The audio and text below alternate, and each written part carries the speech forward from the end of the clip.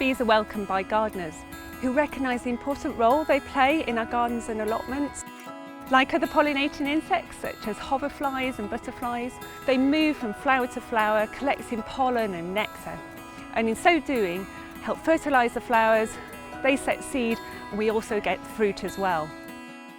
Since the 1930s, it's estimated that Britain has lost something in the region of 97% of its flower-rich grassland. This, of course, has had a negative impact on our bee numbers.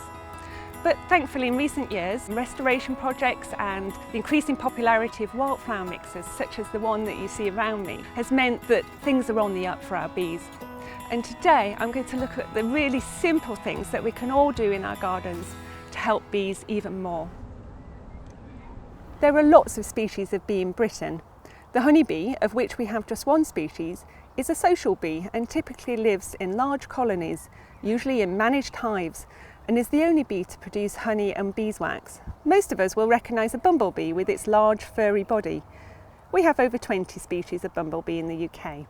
Lastly, we have solitary bees, of which there are about 260 species. These make their own individual nests and can be seen buzzing around holes in walls or in the ground.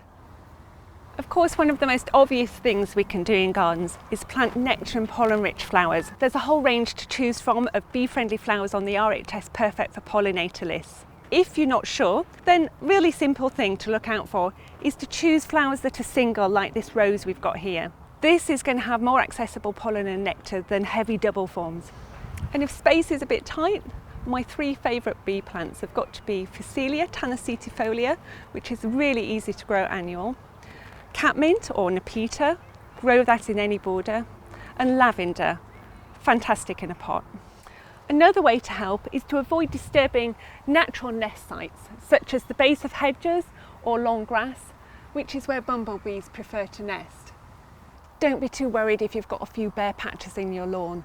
These are a good thing for our ground nesting solitary bees. Look out for their telltale signs, tiny little holes and little volcanoes of soil. You're going to have one of them at work there. For some of our aerial nesting solitary bees, such as mason bee, put up a bee hotel. Ones such as this are available from garden centres or online, or you can make your own really cheaply from a log of wood and a drill and some different sized drill bits. Alternatively, get an old tin can or bottle and just pack it with drinking straws. That too will work really well.